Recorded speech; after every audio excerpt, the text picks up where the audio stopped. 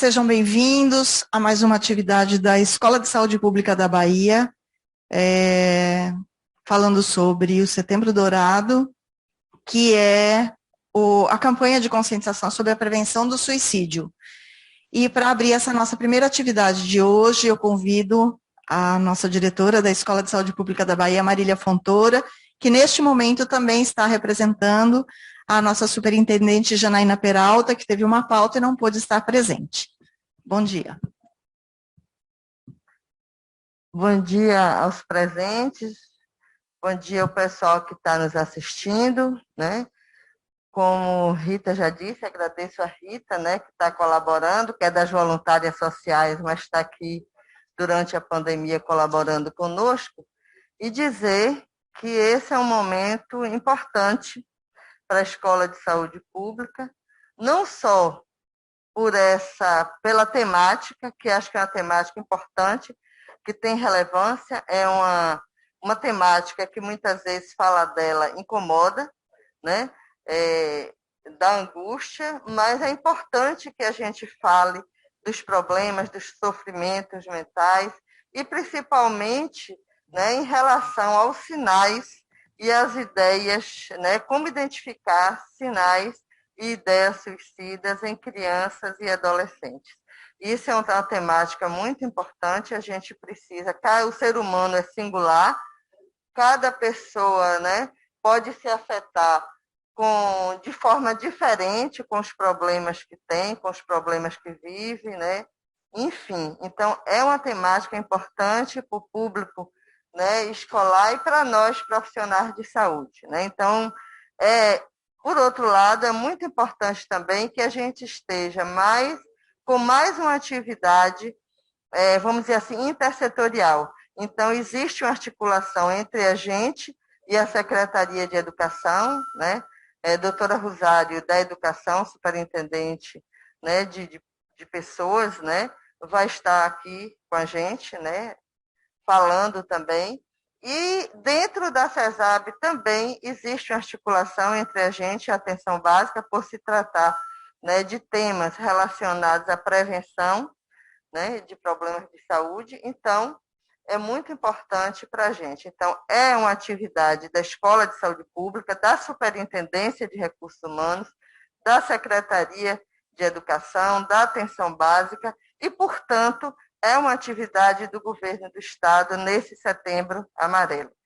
E para finalizar essas boas-vindas, eu queria agradecer a Aline Velafame, que é uma profissional, psicóloga, estudiosa, né, dessas temáticas relacionadas ao sofrimento mental, e ela vai estar aqui, né, depois da fala da doutora Rosário, falando para a gente. Então, eu queria agradecer pela iniciativa, pela articulação que fez, porque é muito importante, porque com isso a escola está cumprindo aquilo que é a sua, vamos dizer assim, atribuição constitucional, que é a questão da ordenação da formação em saúde, bem como a questão da educação permanente.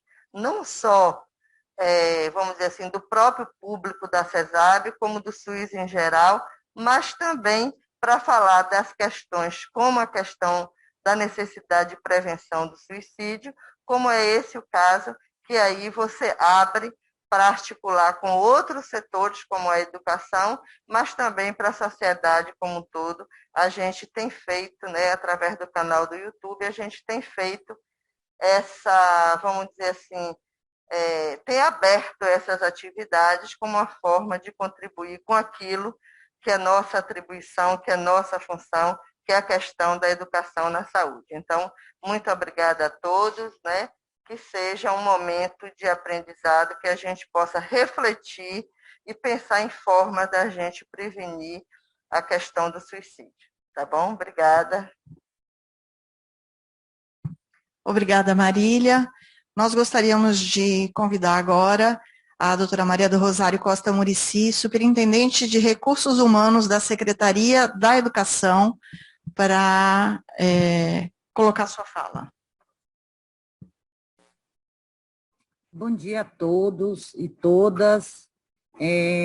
Eu quero parabenizar a Escola de Saúde Pública no nome de Marília, e a Superintendente de Recursos Humanos da Saúde, Janaína Portela, e a todos os envolvidos. Nesse Setembro Amarelo, pelo terceiro ano consecutivo, nós estamos fazendo uma campanha, reforçando a campanha do Setembro Amarelo em conjunto, para que a gente possa unir forças para tratar de um tema tão complexo como é a prevenção ao suicídio. E esse curso não seria mais importante do que com esses 3 itens, para que a gente possa estar dentro de uma rede como a educação, que nós temos 50 mil pessoas só na educação básica, né, sem tratar da educação superior, e a CESAB, com mais de 22 mil pessoas, a gente possa estar levando esse curso que trata desse assunto, que trata da prevenção, que fala sobre a conscientização para a prevenção do suicídio, para que a gente esteja alerta. A escola é um lugar importantíssimo, onde a gente consegue ler aquele aluno que chega com problemas, que chega com necessidade. Então, todos os nossos profissionais precisam estar atentos para poder estar participando desse curso e que a gente possa efetivamente estar divulgando essas ações e cada vez mais falando sobre o tema. Não é só em setembro que a gente tem o problema do suicídio. O suicídio acontece dia a dia. Então, neste Setembro Amarelo, os secretários de Educação e de Saúde assinaram um termo de compromisso, onde nós vamos ter um comitê permanente para que essas ações sejam reforçadas e sejam cuidadas como elas merecem e precisam. Né? O percentual de índice de suicídio para meninos, adolescentes e até crianças subiu muito nesses últimos anos. E nós trouxemos profissionais, temos feito lives nesse Setembro Amarelo, mas a ação é proposta para ser uma ação permanente. Então, eu quero parabenizar a Escola de Saúde Pública da Bahia por essa iniciativa, por esse curso com conteúdos tão pertinentes e que possamos estar com nossos profissionais fazendo uso desse curso, se aperfeiçoando, se conscientizando, né, para a prevenção do suicídio e para alerta das doenças mentais que ocorrem em nossas comunidades de trabalho. É um programa que a gente tem que estar alinhado, educação e saúde. Se não tivermos educação, a gente fica difícil também da gente cuidar da área de saúde, e é o que eu gostaria de deixar para todos os profissionais. Nós fizemos toda uma divulgação aqui, eu acho que todos os dirigentes escolares, todos os profissionais do magistério que estão em trabalho direto com os nossos alunos devem estar participando desses cursos. E agradecer à Secretaria de Saúde nessa parceria que nós temos tão importante para poder estar cuidando dessas questões. Nós contamos aqui na Secretaria de Educação com um programa de saúde e valorização do professor, que a gente estendeu a partir da pandemia para todos os servidores. E esse programa cuida da escuta, de orientação, de estar muito perto dos nossos profissionais, e quando nos é solicitado, estamos perto também dos nossos alunos, mas tem um curso que venha trazer esse aperfeiçoamento para nossos profissionais, para que eles possam estar inteirados do problema, possam estar atentos aos sinais da ideação suicida, é fundamental. Então, eu quero parabenizar e dizer que estamos juntos nesse Setembro Amarelo e de janeiro a janeiro. Essa é uma ação conjunta do Governo do Estado, e nós estamos juntos. Um abraço a todos, bom curso. Obrigada, doutora Maria Rosário. Importantíssima a sua fala, sua colocação. E eu gostaria agora de apresentar a palestrante Aline Villafani, psicóloga clínica, especialista em psicopedagogia, mestre em gestão de pessoa e em psicologia, gestora de processos formativos e coordenadora do curso de aperfeiçoamento em saúde mental da ESPBA Super RH. O tema da palestra: como identificar sinais de ideação suicida em adolescentes e em crianças.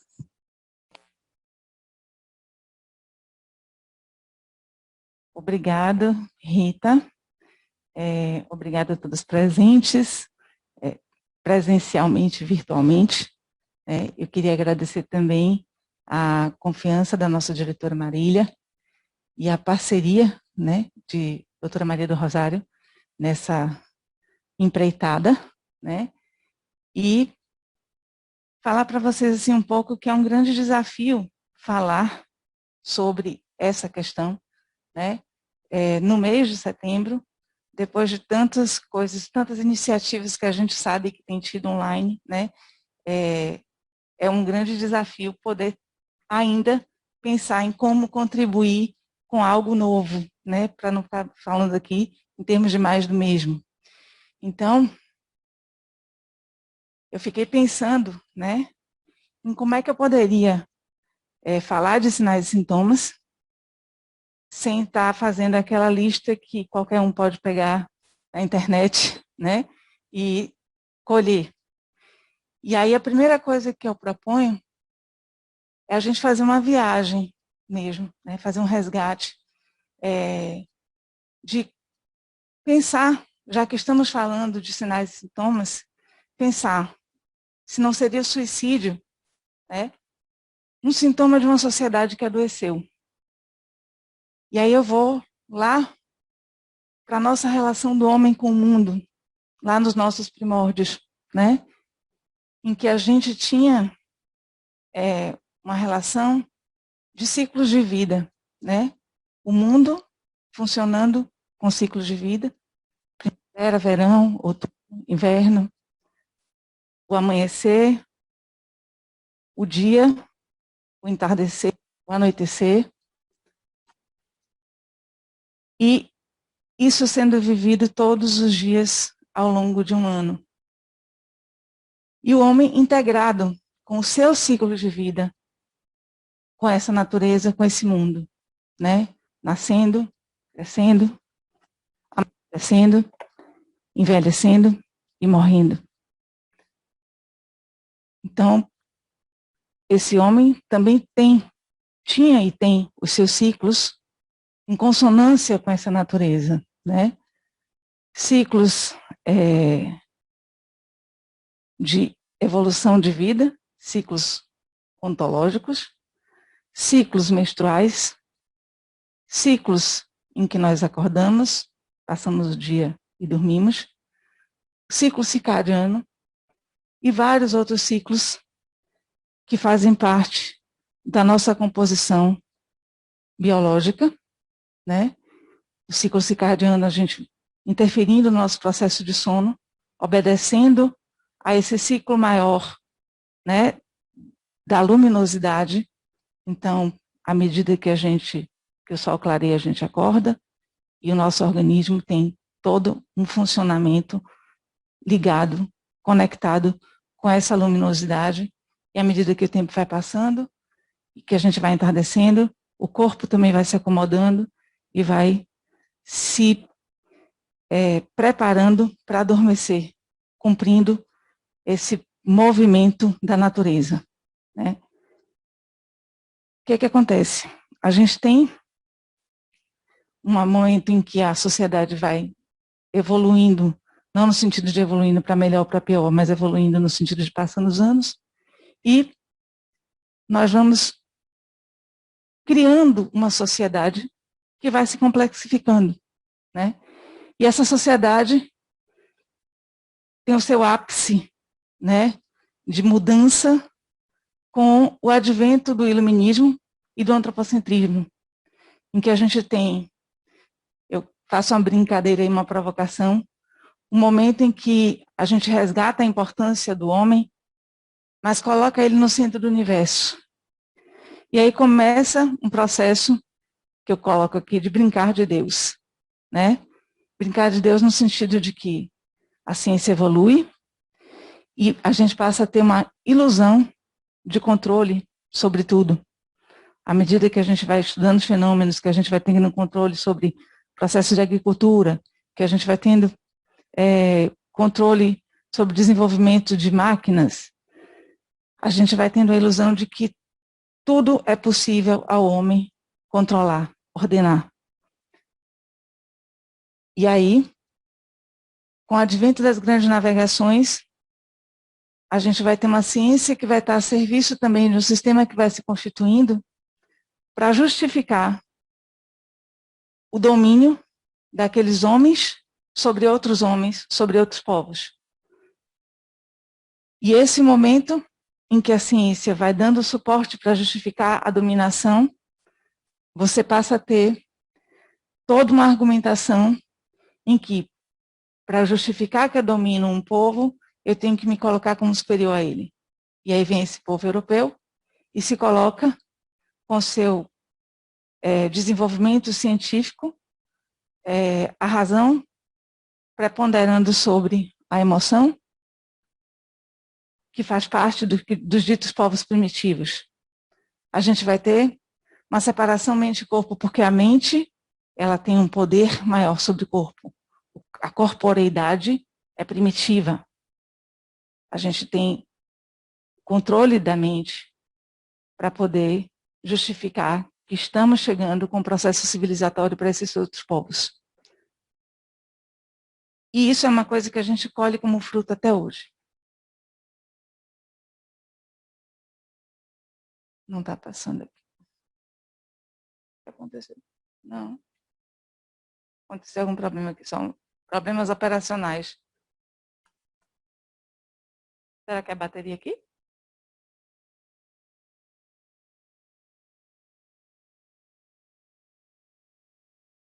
Bom, essa ilusão do controle está simbolizada aí pela máquina, né, pelo relógio, o controle do tempo. Pode passar, Carol. E aí a gente tem um momento de, para além da formação da sociedade contemporânea, a gente vem com um momento de consolidação dessa sociedade, em que, para ela se consolidar e se manter da forma como vem se mantendo o sistema, ela se mantém via consumo e contínuo e permanente.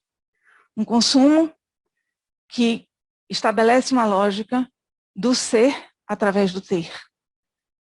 Um consumo que estabelece uma necessidade de que tudo é obsoleto. Tudo é obsoleto para que se possa produzir mais coisas, para que se possa gerar o famoso capital e a gente entrar nessa lógica de uma produtividade. E aí a gente entra no mundo da liquidez. As coisas deixam de ser perenes para serem absolutamente passageiras, líquidas, obsoletas. A ditadura da produtividade. Pode passar, Carol. Com a globalização, a gente tem uma intensificação disso e a gente passa a ter, para além dessa lógica da produtividade, uma alteração na questão do tempo e do espaço. O que é esse mundo virtual? Que a gente entendia como tempo, resgatando aquela questão dos ciclos, né? Um tempo que amanhecia, que entrava o sol a pino, que entardecia, que anoitecia. A gente vai começar a ter um tempo que as pessoas não dormem. Você tem os trabalhos de turno, os trabalhos noturnos. Hoje em dia, nem trabalhando necessariamente, você está ligado ao WhatsApp, conversando com pessoas, está conversando com uma pessoa, você está aqui no Brasil, conversando na madrugada com uma pessoa no Japão que está de manhã fazendo suas atividades do dia. Que tempo é esse? Um tempo que é todo modificado e que tem interferência no nosso funcionamento interno. Que espaço é esse? Que antes você, para falar com alguém, você tinha que se deslocar, às vezes dias, às vezes meses, às vezes anos, a depender de com quem você quisesse se comunicar. Hoje, você se comunica com qualquer pessoa sem percorrer esse espaço. Fala-se hoje de uma dimensão efetivamente paralela, de uma outra noção de espaço, né? Só que o que acontece? A velocidade do conhecimento, que eu chamo, que na verdade se chama era da informação, porque a gente não consegue nem processar a quantidade de informações que a gente produz. Então, a gente tem muito mais informação disponível, mas não temos um aparelho mental preparado para processar toda essa informação que a gente mesmo produz. E a gente não tem um corpo preparado ao longo desses milênios de anos para enfrentar essa mudança abrupta de tempo, de espaço, de alteração do nosso ciclo de vida, de alteração do nosso amanhecer, do nosso entardecer, do nosso anoitecer, do nosso descansar, de alteração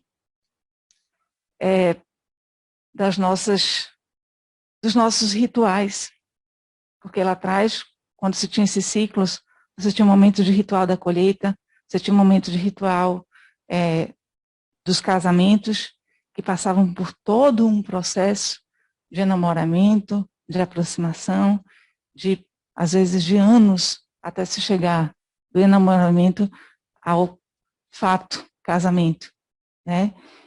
E hoje, a gente vê pessoas que se conhecem hoje, que amanhã se casam, né? E que depois de amanhã descasam, né? E relações líquidas, absolutamente superficiais, né? E esse aparelho emocional nosso foi preparado para lidar com esse nível de superficialidade, com essa ideia de que dos aplicativos de namoro, que você está com um e está com 1000 ao mesmo tempo e não sabe com quem você está falando ao mesmo tempo, né? Nosso aparelho emocional, nosso aparelho mental estava preparado para isso? Suponho que não. Estou dando a resposta, mas também deixo a pergunta para vocês, em aberto, como um espaço de reflexão. A gente passa a ter uma violação dessa natureza humana, que levou milênios de anos para se constituir da forma que a gente se constitui hoje. E essa violação tem seus desdobramentos. A gente passa a ter uma sociedade contemporânea marcada por uma poluição, por uma agressão à natureza, que vem alterando os ciclos da natureza, a gente está vendo aí. E também uma produção de lixo que a gente não dá conta mais, com consequências sobre o ambiente. E, ainda que a gente brinque de Deus, nós não somos. As consequências sobre o ambiente vêm para a gente. A gente sofre as consequências daquilo que a gente está produzindo. E aí, nós criamos um estilo de vida adoecedor, em que a gente se afasta das necessidades reais, a necessidade de dormir, a necessidade de acordar, de ter uma noite de sono inteira. A gente substituiu pela noite no bar, pela noite nas festas, pela noite nos aplicativos, no computador, na internet. E a nossa necessidade de dormir, de ter um sono compatível com esse anoitecer da noite. A gente não tem uma noite mais. Nas cidades, se você sair à noite, você não tem a noite. Você tem toda a cidade completamente iluminada. Quais os efeitos disso sobre o nosso organismo que foi preparado para adormecer, para estar num espaço de tranquilidade nesse momento. E a gente está sendo superestimulado com a luminosidade. E aí a gente vê diversos problemas de pessoas apresentando insônia. É só porque a pessoa está com preocupação e não consegue dormir? Que não é só, mas será que não há uma interferência nesse aparelho biológico que não foi preparado para estar acordado de madrugada e que está sob o efeito de uma luminosidade incessante? A gente tem um nível de estresse desse aparelho, aí falando do aparelho biológico, né? Que foi preparado para lidar com algumas situações estressantes. O conceito de estresse vem de momentos em que você tem picos de tensionamento e que o organismo se prepara para reagir a esse pico de tensionamento e ele se potencializa. E ele passa a ter um hiperfuncionamento para dar conta daquele momento estressante. Passado aquele momento estressante, o organismo se acomoda e ele tem um tempo para se restabelecer e voltar ao seu funcionamento normal. O que a nossa sociedade tem feito é nos submeter a doses diárias, intensas, de picos de estresse, com trânsito, com luminosidade, com violência, com agressão ao meio ambiente.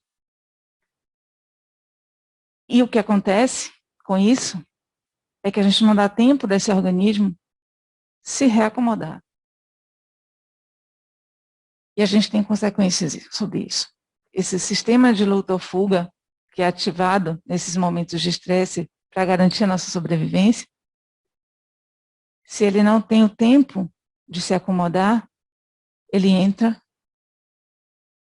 numa fase de esgotamento, de colapso, que a gente hoje tem, por exemplo, no ambiente da saúde, né, o famoso síndrome de burnout, e que nesse momento da pandemia está avassalador entre os profissionais de saúde do mundo inteiro, e o Brasil não fica atrás. E com isso, um organismo que entra em colapso, ele joga a toalha. Eu não sei se vocês já tiveram a oportunidade de observar esses vídeos animais em que a caça corre atrás, corre do caçador, e chega um momento em que ela não aguenta porque o caçador é mais forte. E nesse momento em que ela não aguenta, ela simplesmente se joga no chão. Ela se joga e se entrega. E o que é a síndrome de burnout e as diversas outras síndromes de estresse, de esgotamento, os outros adoecimentos que a gente vê, físicos, biológicos e mentais, se não de um organismo, de uma pessoa, de um ser humano em colapso. E o colapso ele vem com muitas apresentações. Dentre essas apresentações, a gente tem as doenças mentais de diversas naturezas e a depressão. Né?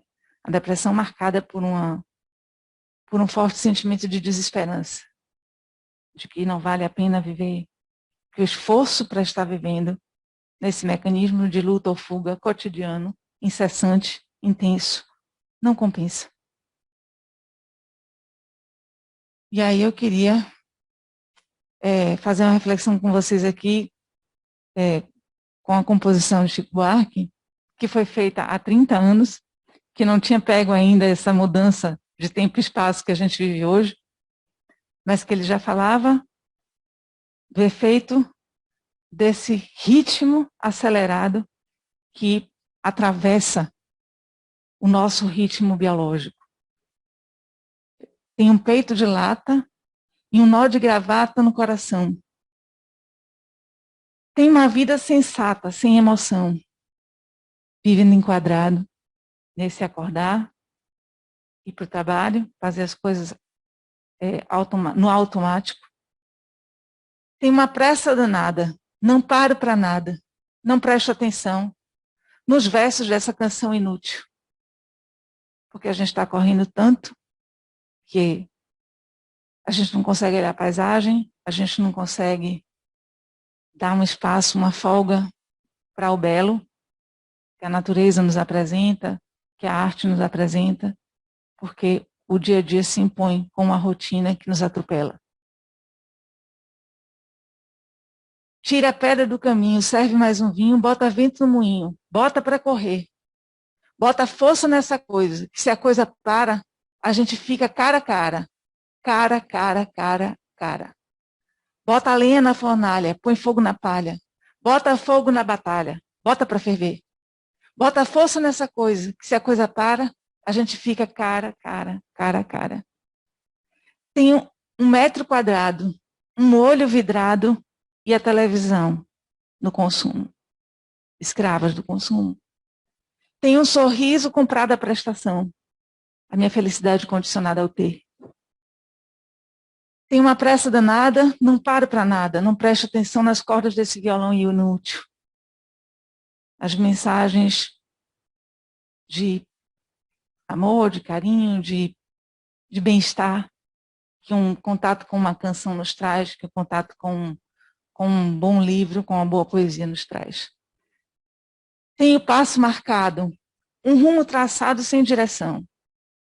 Correndo, correndo, correndo para onde? Tenho um encontro marcado com a solidão. Eu não tenho tempo para nada, eu não tenho tempo para trocar nas relações. Então, meu futuro é só. Se eu não tenho tempo para me relacionar com as pessoas, se eu sou atropelado por uma rotina que não para, uma lógica de produtividade, para gerar o lucro para o meu empregador, para gerar o meu salário, para eu ter o que eu preciso, para depois eu ser alguém. Tenho uma pressa danada, não moro do lado. A vida da cidade que nos coloca distante do trabalho.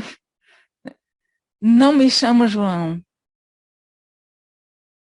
Não gosto nem digo que não.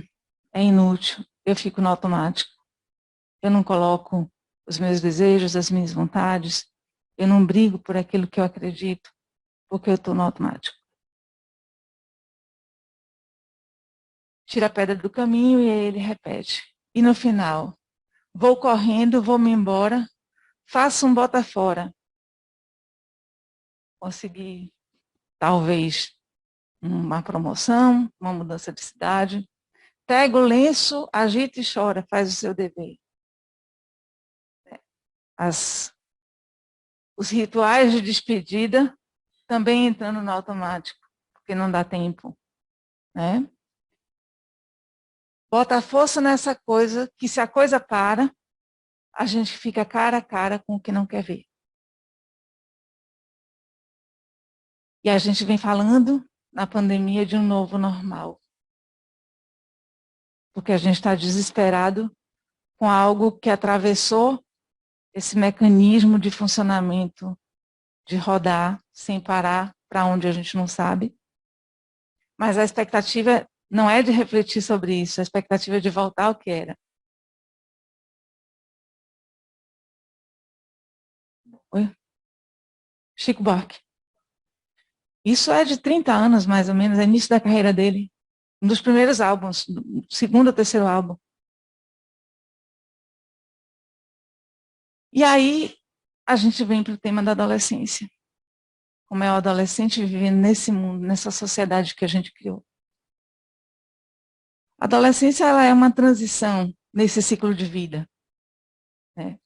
Não é adulto, não é mais criança, mas também não é adulto.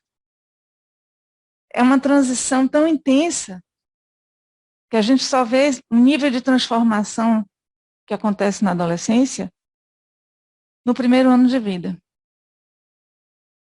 Só que essas transformações acontecem com uma pessoa que já tem um esquema montado de funcionamento. Então, se a criança está no momento de conquista, o que o adolescente passa é uma violência ao esquema que ele tinha.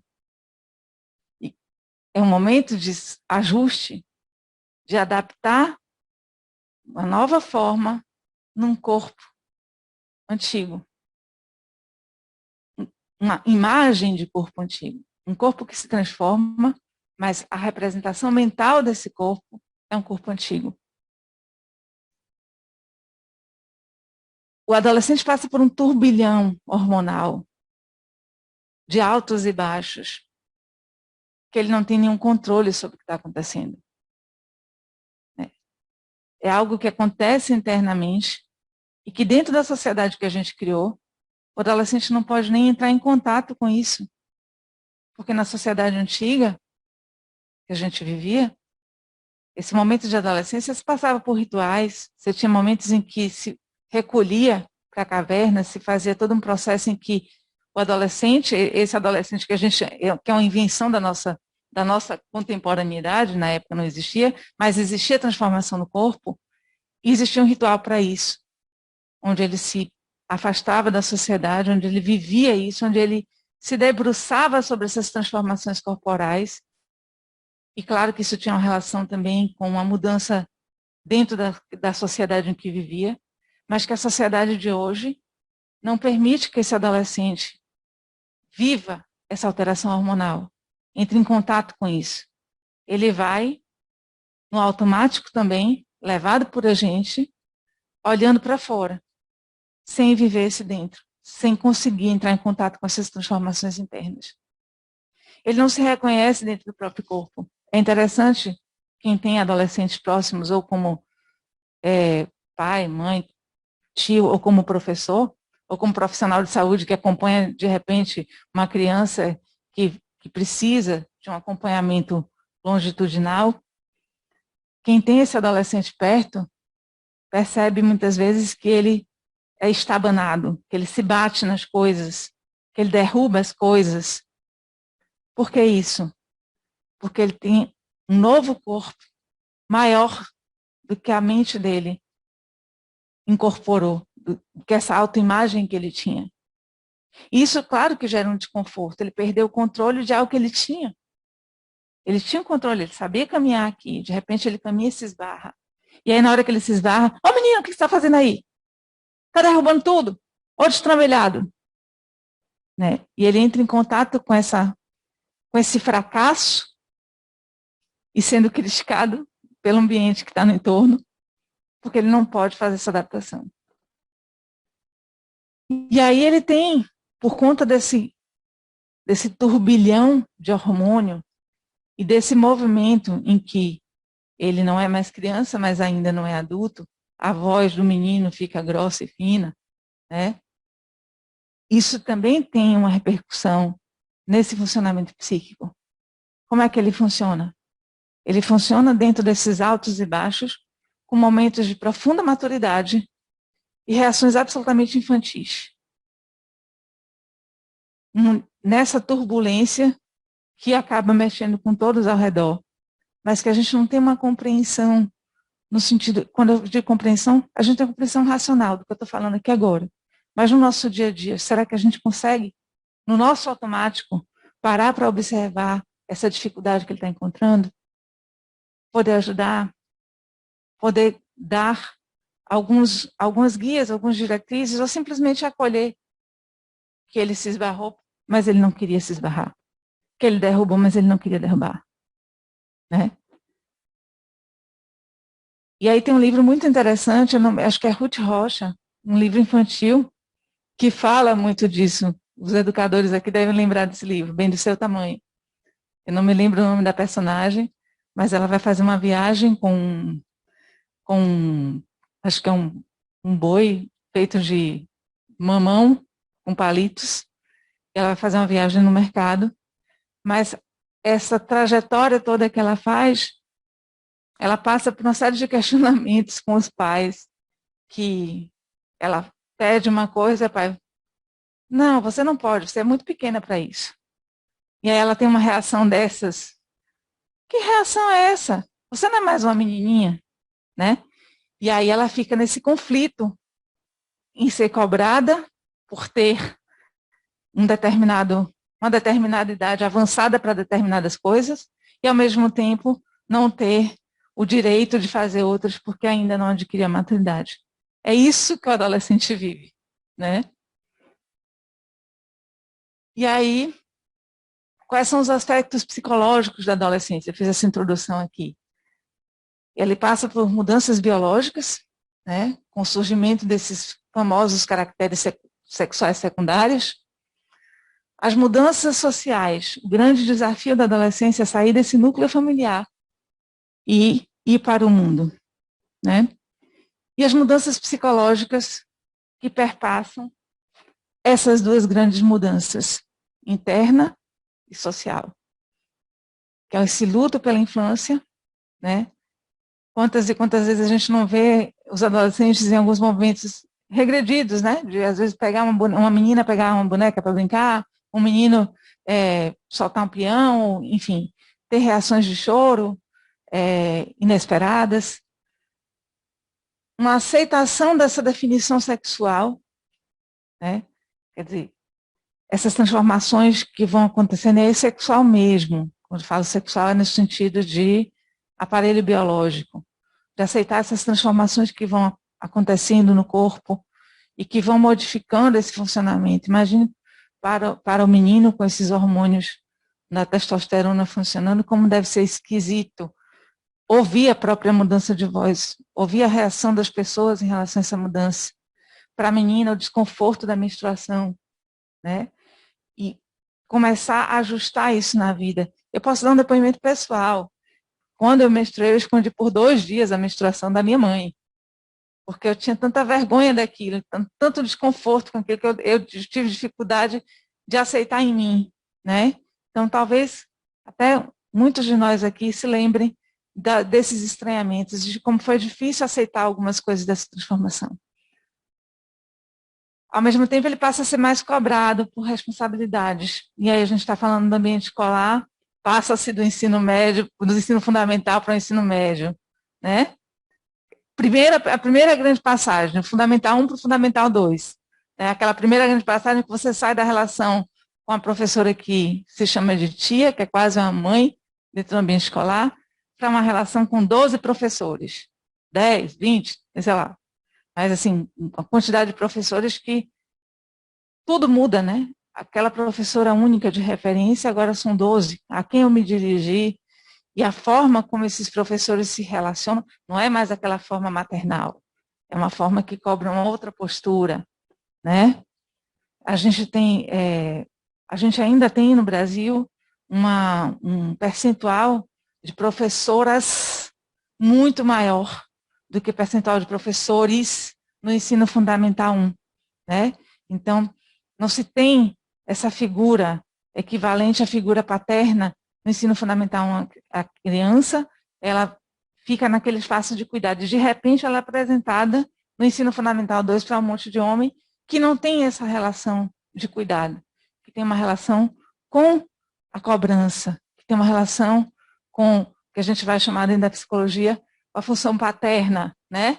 De exigir resultados, de exigir respostas, muito menos do que compreender processos, que é típico desse cuidado maternal, para o qual a nossa sociedade colocou como papel da mulher, né? Que a gente vem lutando duramente para poder transformar isso, para que isso não seja exercício exclusivo da mulher, para que tanto homens quanto mulheres sejam capazes de exercer cuidados e cobranças, né? Para que a criança tenha essas referências de forma independente de uma figura masculina ou feminina. Mas ainda estamos num processo longe de chegar nisso, né? E aí o que acontece? Ela passa também por uma grande angústia existencial, né? Essa grande angústia existencial passa por quem sou eu? Quem sou eu? Qual é o meu papel nesse mundo? Já que eu não sou mais um espaço de cuidado, de ser cuidada por meus pais, estou indo para o mundo, o que eu tenho para levar para esse mundo? O que esse mundo espera de mim? O que eu quero dele? Né? E se eu não sei nem ainda em que eu estou me transformando, com essa transformação hormonal, com essa transformação biológica, com essa exigência social que eu passo a ter, sim, mas ele só sabe, e aí pensando no colégio, ele só sabe que ele está estudando para um dia, talvez, quem sabe, fazer um Enem. E aí eu falo, isso é mais da realidade dos adolescentes de classe média, de classe alta, os adolescentes da elite, porque os nossos adolescentes da rede pública, muitos vão, se muito, cumprir o papel de terminar o ensino médio, né? Se muito, porque eles também começam a ser convocados para poder trazer o orçamento para casa e entram nesse dilema de dar continuidade de estudo ou garantir a comida, o pão nosso de cada dia. Mas essa angústia existencial, independente da questão socioeconômica, ela existe, ela perpassa por todos. Ela atravessa de formas diferentes, mas perpassa por todos. O início de uma busca de realização pessoal. Vou para o mundo, isso que eu coloquei, o que eu quero do mundo, né? E o que o mundo espera de mim. É um processo de começar a entrar em contato com isso, mas que tem muito mais perguntas do que respostas. E as idealizações sociais, o que a sociedade coloca como o que ele vai ser quando crescer. E aí, mais uma vez, a sociedade coloca coisas diferentes, projeta coisas diferentes para esses nossos meninos, né? Para uns, ele vai ser médico, ele vai ser advogado, para outros, ele vai atender a portaria, para outros, ele vai cuidar da casa do patrão, né? Mas ainda assim, ele lida com essa cobrança. E aí, quais são os desafios do adolescente? É consolidar essa identidade, que tem uma marca biológica, mas tem toda uma marca social e psicológica, né, de como que eu, como indivíduo, vou processar essa transformação biológica com essas mudanças no meu papel social. Perpassado por uma escolha profissional, né, e aí, assim, alguns não têm muita escolha, e aí eu coloco também na conta os próprios filhos da elite, que não tem muita escolha porque foi projetado fazer medicina e ele não pode escolher outra coisa que não seja medicina também.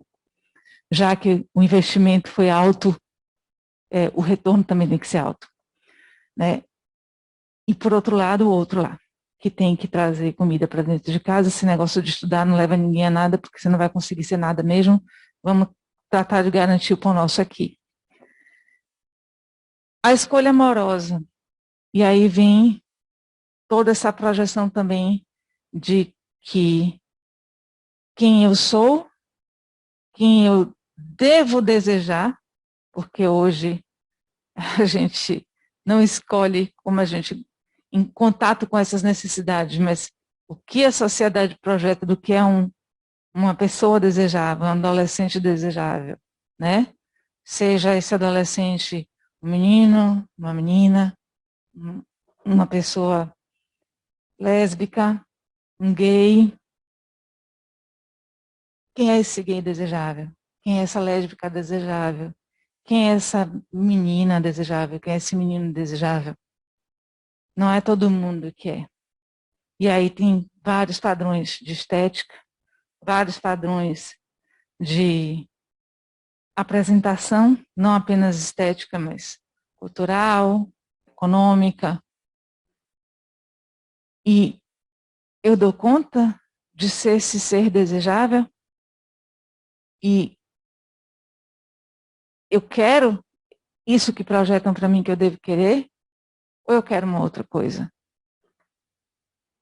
E aí, o outro desafio que é integrar as estruturas socioculturais da sociedade em que se vive, né? Como eu vou me encaixar aqui? Que espaço é reservado para mim? É um espaço que eu aceito esse espaço? Ou eu quero um outro espaço? E o espaço que eu quero, eu tenho condição? Eu tenho os recursos para ocupar? Eu tenho que batalhar ou ele me é dado? Porque tem gente que herda esse espaço. Tem gente que tem que batalhar.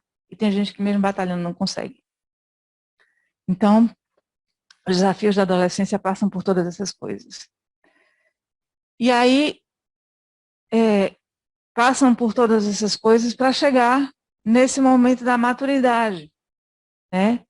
Que é o lugar onde ele quer chegar no ponto de vista simbólico, de sair dessa relação de dependência com os pais e com os pares para ter um certo nível de autonomia. Eu não preciso da afirmação do meu pai, da minha mãe, da minha família nuclear. Eu não preciso da afirmação mais dos meus pares, porque eu já consigo estar com eles, mesmo pensando e agindo diferente deles. Estabelecimento de relações interdependentes nas quais haja uma influência mútua, sem perda da identidade. Então, eu consigo estar aqui no meu ambiente de trabalho, exercer influência sobre os meus colegas, com as minhas ideias, né? Eu consigo absorver a influência que eles exercem sobre mim também, com a experiência e com as ideias deles, mas eu não absorvo acriticamente. Eu integro isso ao meu esquema, aos meus valores, aos meus propósitos, e eu não dependo da confirmação do meu colega, por mais que eu goste dele, por mais que ele seja importante para mim, eu não dependo que ele legitime essa construção de ideias que eu faço, porque eu consigo não perder a minha integridade, sendo influenciada por ele e não perder a minha integridade. Concordar com algumas coisas, adotar algumas coisas para o meu esquema, mas recusar outras, porque não tem significado para mim. A maturidade é isso. Mas o adolescente, ele almeja chegar nesse lugar. Para chegar nesse lugar, ele tem que passar por atravessar aqueles desafios. E aí, por conta disso, existe toda uma apresentação, uma manifestação própria da adolescência diante de tantos desafios, que eu trouxe aqui algumas características, não necessariamente estão todas aí, e não todas estão presentes em todos os adolescentes, mas assim, são coisas que a gente vê como manifestações da adolescência. A impulsividade, a irreverência, a inconstância, o imediatismo, quero tudo para ontem, a inconformidade, não aceito o que o professor coloca, não aceito o que o pai coloca, não aceito essa forma, por que tem que ser assim? Não, porque assim, por que não assim? Né? A incompreensão, e aí também uma dificuldade, olhando para o outro lado, de entender o outro, de se colocar no lugar do outro, porque tem as suas urgências, né? A dificuldade mesmo de, muitas vezes, a minha urgência é tão urgente que eu não consigo ver e não consigo compreender o mundo que funciona diferente dessas minhas urgências. A inadequação, o inconformismo, né? O idealismo, a irritabilidade e essa identidade em crise permanentemente. Um dia é uma coisa, outro dia é outra. Quantas e quantas vezes, você não queria isso, agora conseguiu, agora já quer outra coisa. Não, não quero mais, né? Ah, isso era muito legal, agora já não é mais, não tem mais graça. Quantas e quantas vezes a gente não vê isso no ambiente de casa, não vê isso no ambiente da escola, né? Estava com um grupo, super satisfeito com aquele grupo, daqui a pouco odeia aquele grupo, né? E aí, e aí tem que fazer uma conciliação, porque, enfim, começam a brigar, e um agrediu o outro, e tem que ter a mediação desse professor, desse coordenador, né? Vamos lá. E essa psicodinâmica, então, da adolescência, ela tem essa coisa da vivência, o sentimento, tudo é sentido muito à flor da pele, a vida é sentida à flor da pele. E por isso também, ele é mais suscetível a tomar decisões radicais. Tudo é vivido com muita intensidade. E aí, quando eu falo de soluções radicais, e a gente está falando desse tema, o suicídio é uma solução radical, né? Conflito de gerações. É difícil ser compreendido pelos mais velhos. É difícil se fazer compreender pelos mais velhos, né? Eu me lembro de ouvir no meu ambiente, quando eu era adolescente, né, de minhas gerações, pais e tios, falando da briga que foi o momento em que eles começaram a usar aquelas calças que não eram permitidas, começaram a fumar, né? O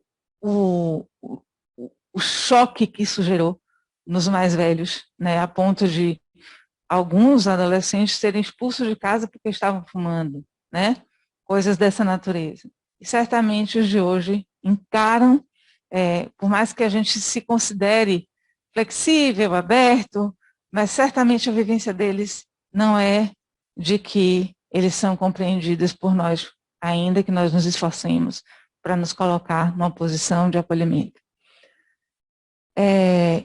Por outro lado, eles enfrentam uma coisa que não foi, que nós não enfrentamos e as nossas gerações acima também não enfrentaram, que é essa vivência da infância despreocupada, né? Nós podemos viver uma infância na infância, né? O brincar de bicicleta, de bola, de boneca, de pega ladrão, sem se preocupar com amanhã. O que a gente tem hoje é uma série de meninos com agendas, né, do que eles vão ser um dia. É um balé, é um inglês, é uma capoeira, é uma música. Mesmo entre os nossos da rede pública, a gente tem uma agenda, né? Aqueles pais que conseguem, que valorizam os estudos e colocam como prioridade os estudos, também colocam agendas para esses meninos. E aqueles que não valorizam colocam uma outra agenda, que é a agenda do trabalho, que é a agenda de acompanhar a mãe na feira, que é a agenda de cuidar do irmão. Isso também é uma agenda, né? Então, não se tem aquele momento de viver a infância, de dizer, vamos brincar? Né? E que a adolescência também vivia isso.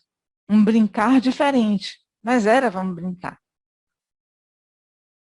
E aí eu mostro uma emoção tipicamente, uma reação tipicamente adolescente. O mundo vai cair porque eu estou com a espinha na ponta do nariz, né?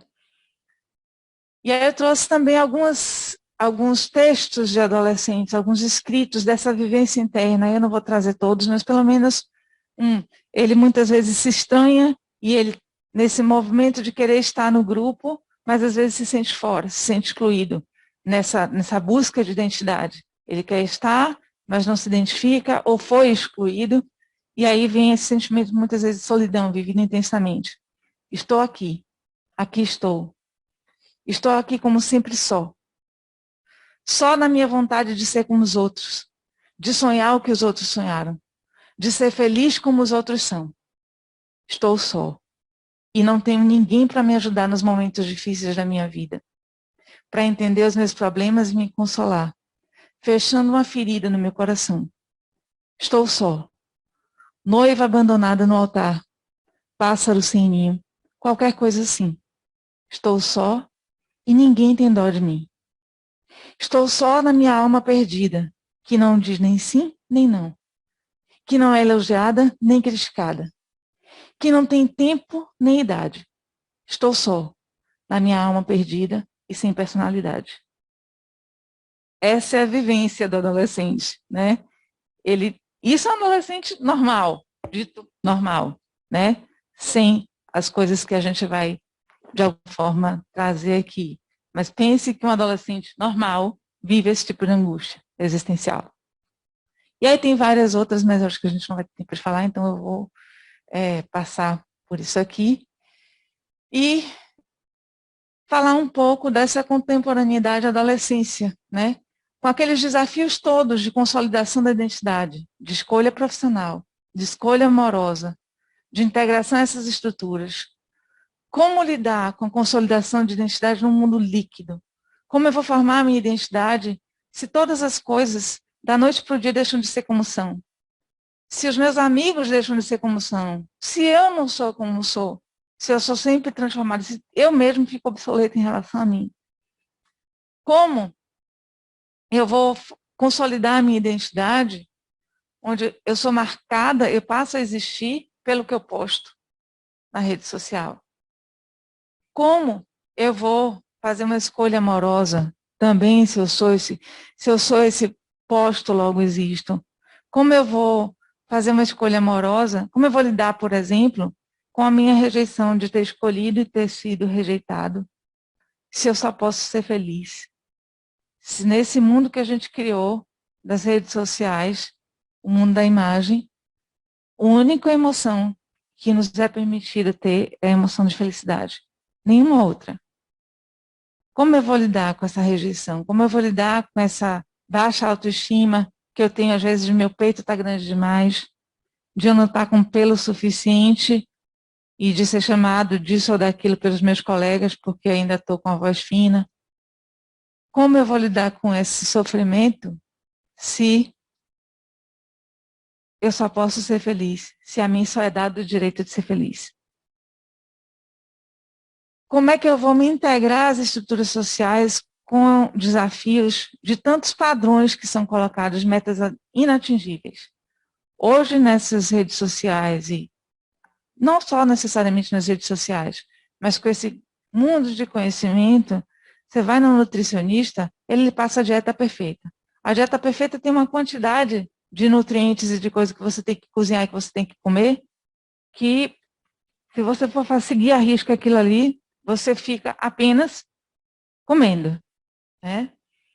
Você vai no educador físico, ele passa um treino que você vai ser ele passa um treino para você ir para campeonato, né? Você vai ser um maratonista.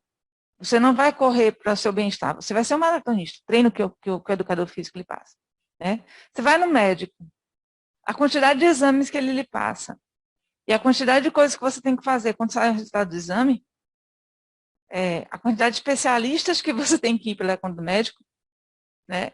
Você não faz outra coisa. Você vai num pedagogo. É uma quantidade de deveres e atividades que você tem que fazer que você não pode fazer outra coisa. Você não pode se divertir, você não pode ler, você não pode fazer mais nada, pela quantidade de exercícios que você tem que fazer. Ele passa uma lista de livros que você vai só ler, né? Porque a gente chegou num nível de especialização que o profissional, para demonstrar o profissionalismo dele, ele vai ter que trazer o melhor. Ele é exigido a trazer o melhor. Só que ele traz o melhor, ele cobra o resultado, porque o resultado precisa vir para que ele seja reconhecido profissionalmente. E a gente fica nesse ciclo vicioso, né? Então, como lidar com essas metas que são colocadas para o adolescente, que são inatingíveis, diante de tantas transformações que ele já passa, tantos desafios que ele já passa? Como dar conta desses desafios num mundo que se organiza dessa forma? E aí a gente vai ver o impacto da pandemia, né? Com todo esse desafio do mundo moderno, a gente tem uma coisa que nos atravessa, e aí a todos, eu não estou falando da adolescência, eu estou falando de que, com a pandemia, o efeito do isolamento social e outras coisas fez com que 1 em cada 5 pessoas procurassem ajuda para tratar de saúde mental. O que a gente vem observando é bem empírico, mim como profissional, até nas minhas redes de amigos, é que a pandemia fez foi exacerbar coisas que a gente já tinha como tendência. Quem tinha uma tendência à compulsão alimentar engordou 10 quilos. Quem tinha uma tendência à melancolia ficou com baixa energia, entrou em processo depressivo. Quem tinha uma estrutura mais fóbica desenvolveu síndrome de pânico. Não consegue sair de casa, não consegue fazer outras coisas.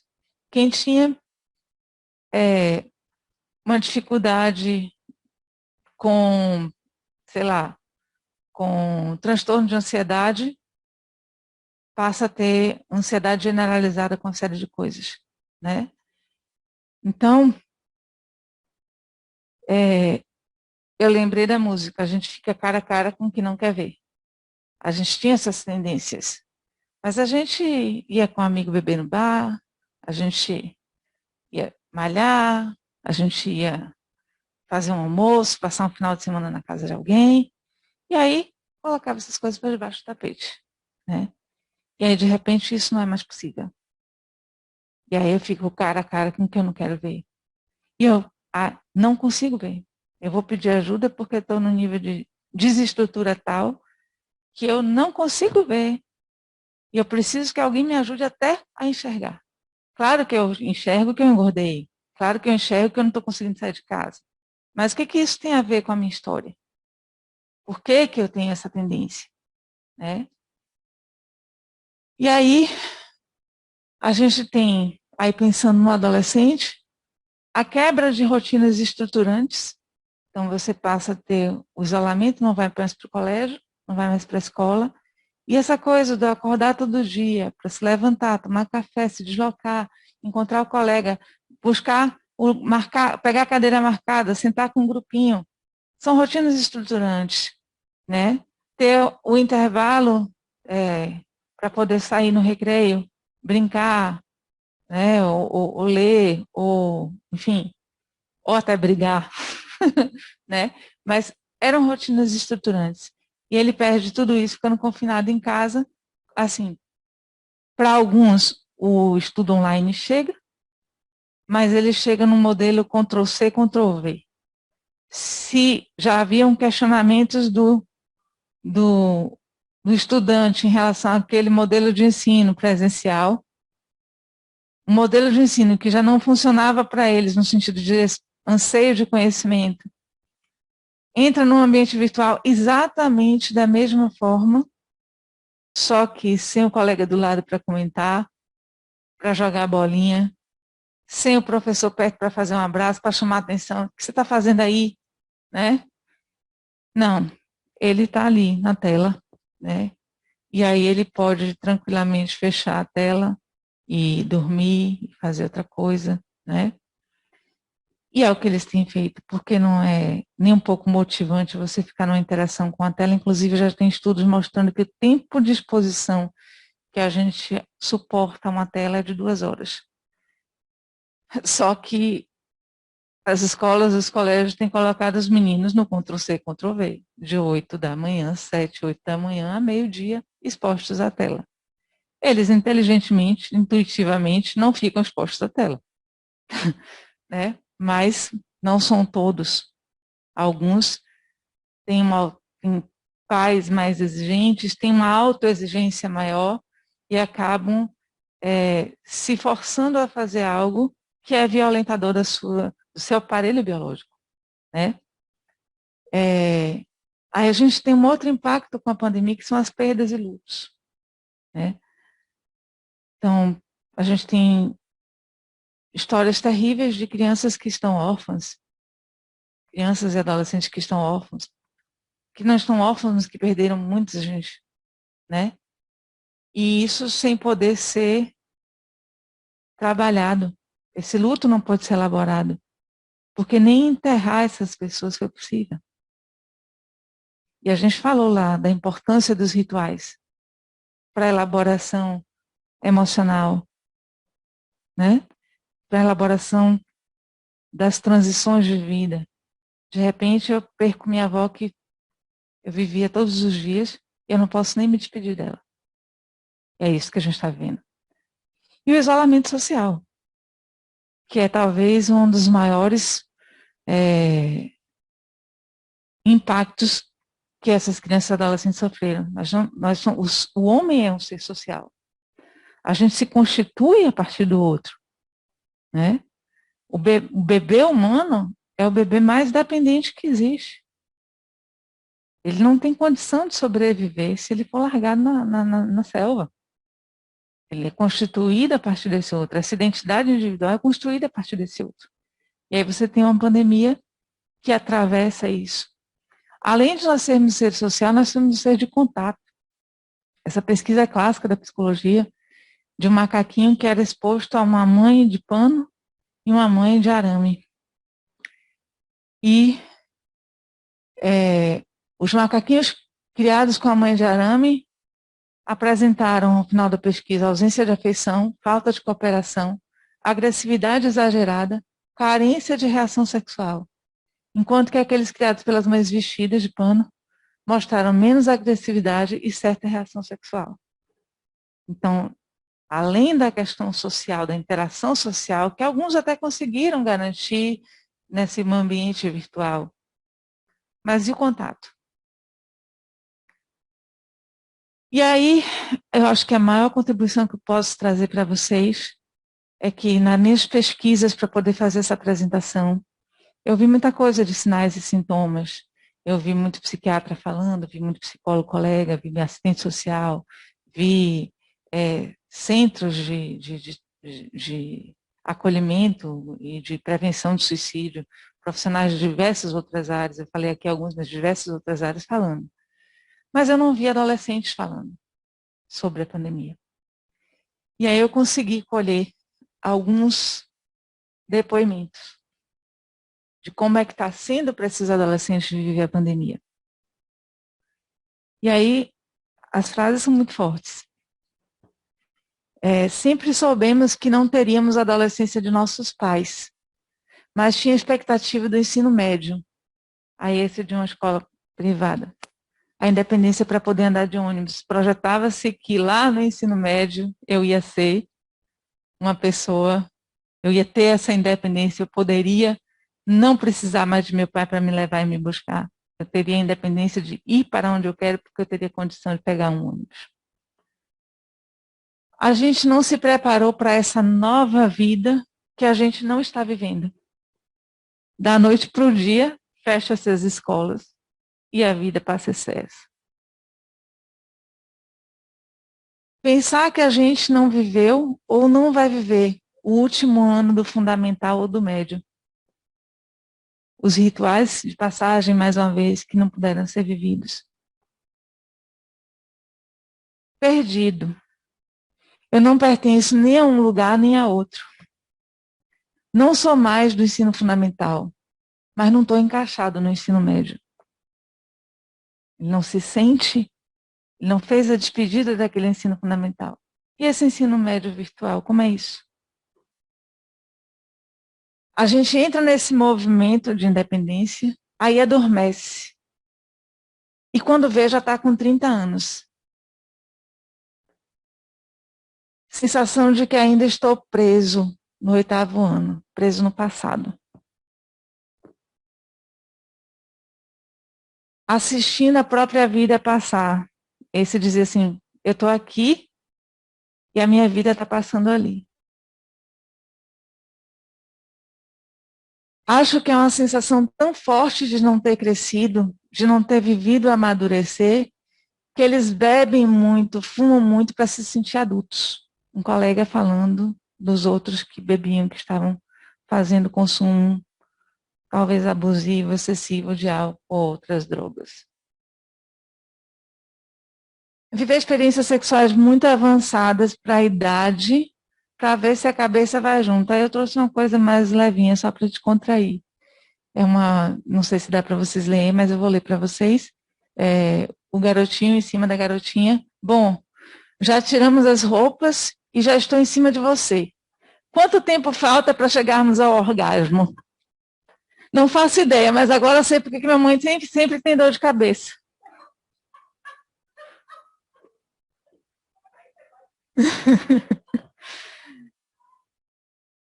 E aí eles falam, dão um depoimento, a escola não ajuda, não debate.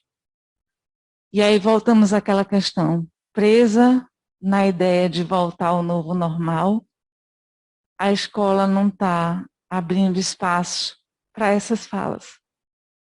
Né? E eu falo escola porque o tema da gente foi o que veio, e é o lugar onde eles estão se sentindo mais cerceados, obviamente. Mas talvez a gente possa ampliar essa questão para o espaço social como um todo. Será que as famílias estão abrindo espaço? Será que existe algum lugar onde isso possa ser falado? Né? A gente está falando de escola, né? Sem dúvida. E aí é importante a gente pensar o papel da escola. Mas a gente pode pensar, a sociedade está fazendo isso, porque o que a sociedade está fazendo é na ansiedade de voltar a um novo normal. E o que está acontecendo agora? Está sendo processado? E o resultado disso é um imenso sofrimento existencial, dentre outras coisas, com manifestação de estados depressivos. E aí, Carol, você pode passar essa música? Eu não sei se vocês vão conseguir ver a letra, mas eu vou ler aqui e depois a gente passa a música. É uma música chamada Desconstrução, de Thiago York, que me parece que ele fez um pouco em cima da ideia de construção de Chico Buarque, mas com um foco completamente diferente. Construção de Chico Buarque se refere ao operário. E Thiago York vai falar de um suicídio.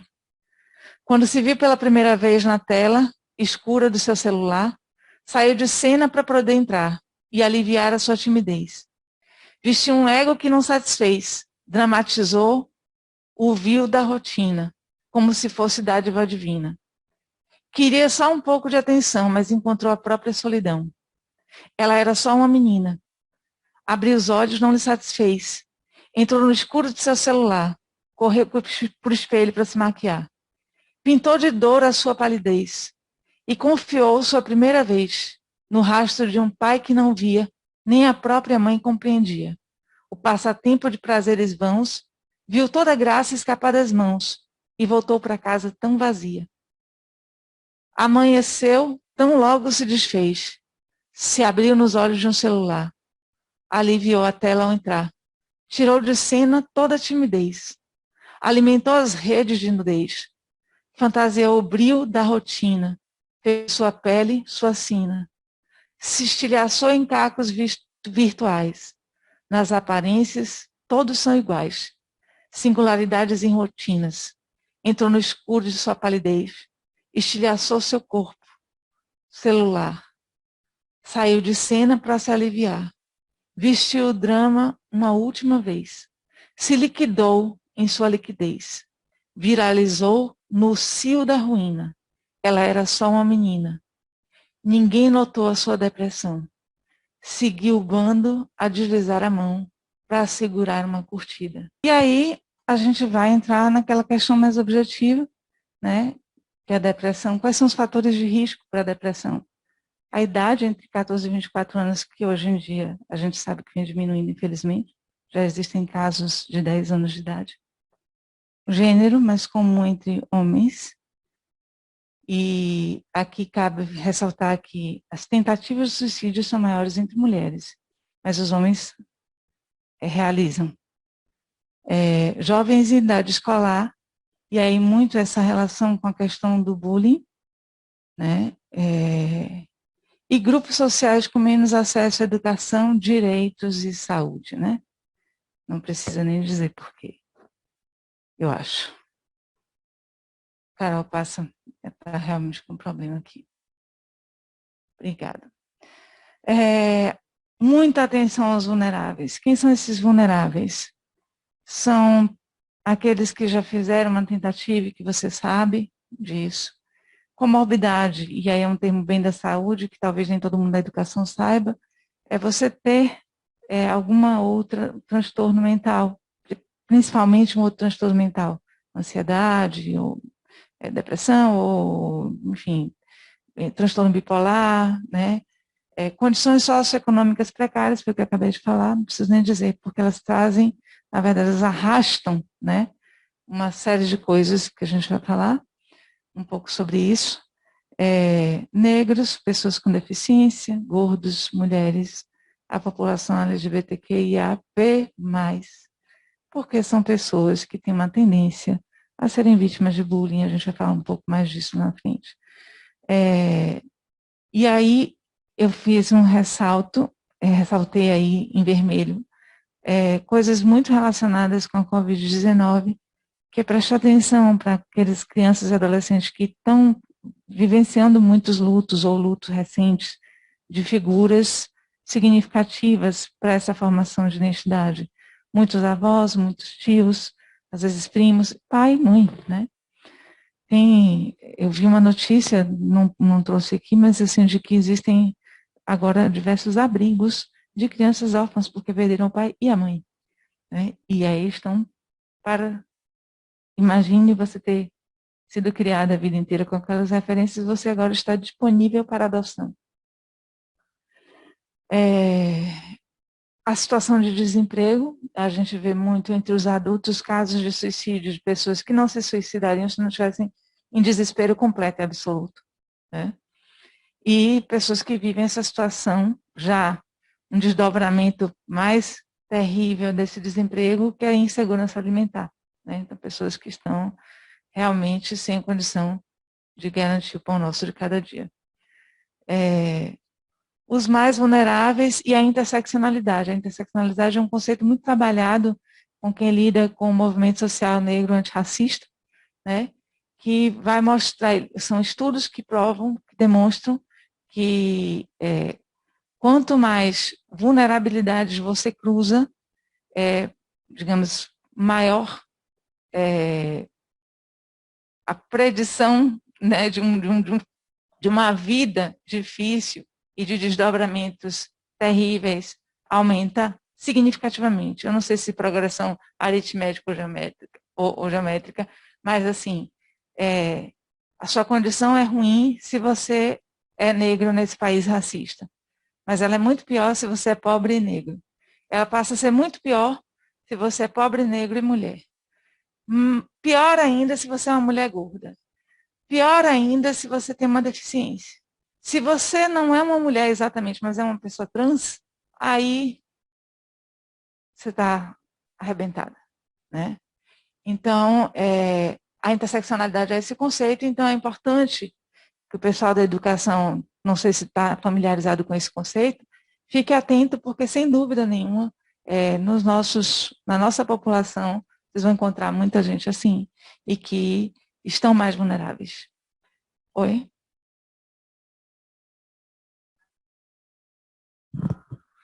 No chat, a Adriana também colocou que os indígenas também como vulneráveis. Sim. É muito importante lembrar dos indígenas. Eu tentei, na verdade, incluir, mas realmente os indígenas são uma população altamente massacrada. A gente está vendo agora a questão do marco, né?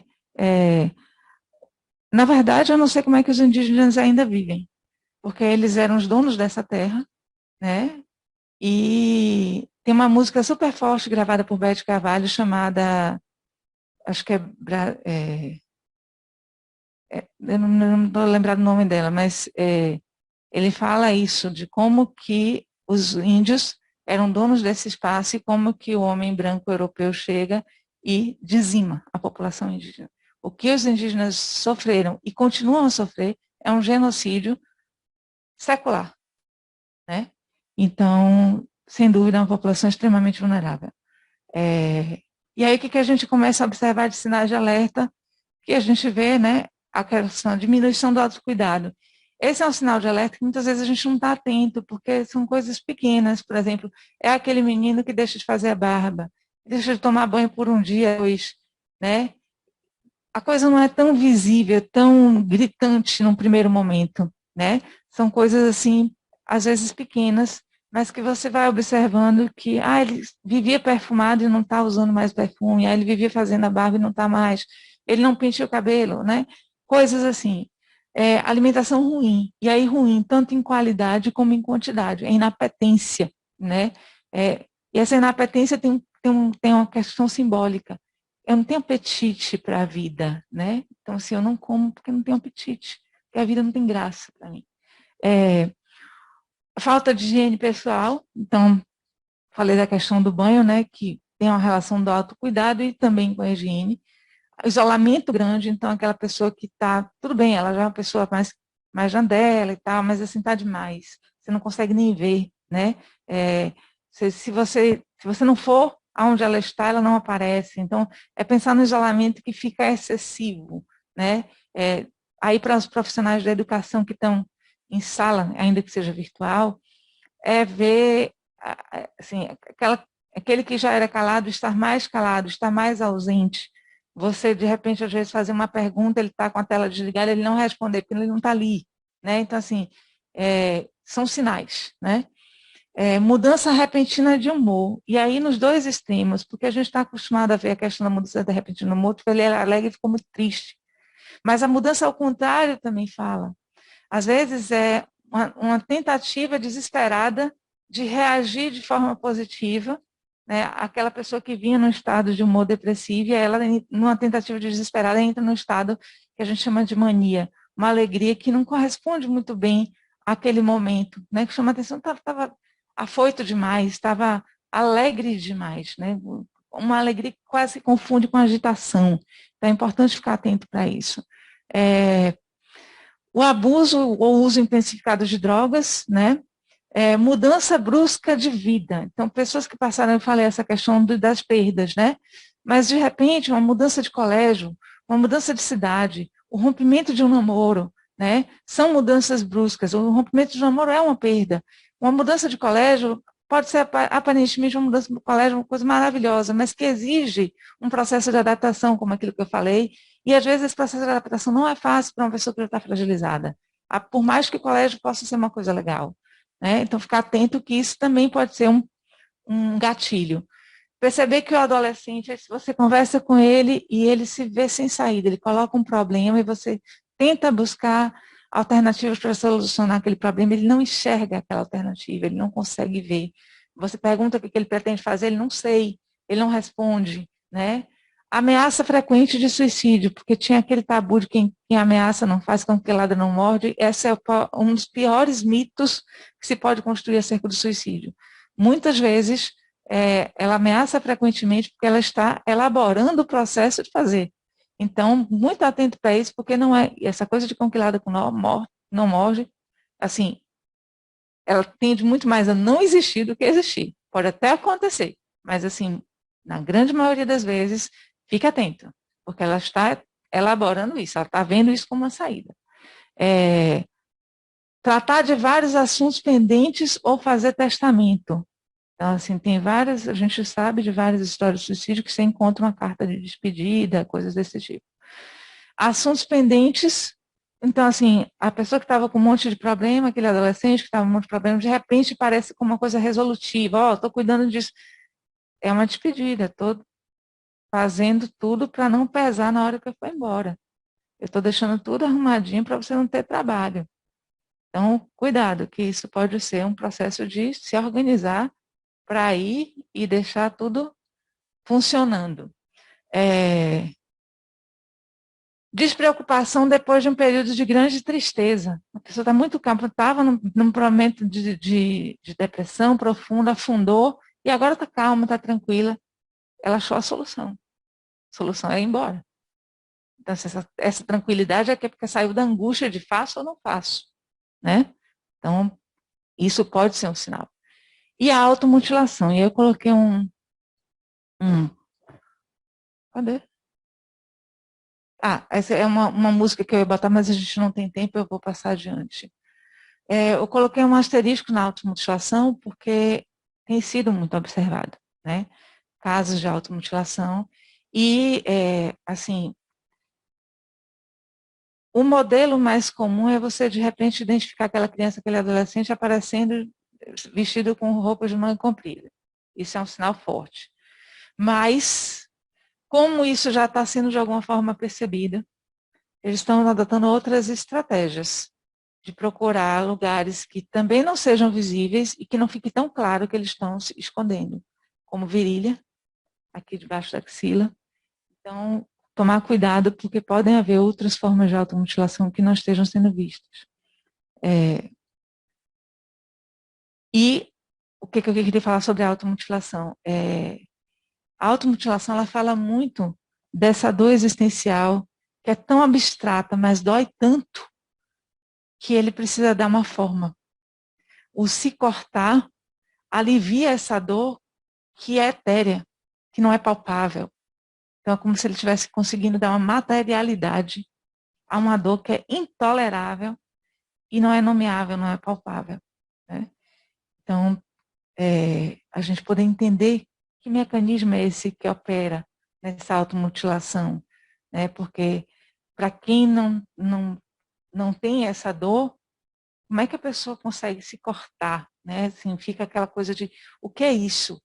É você imaginar que essa dor, ela é maior do que o corte. Cortar alivia essa dor existencial.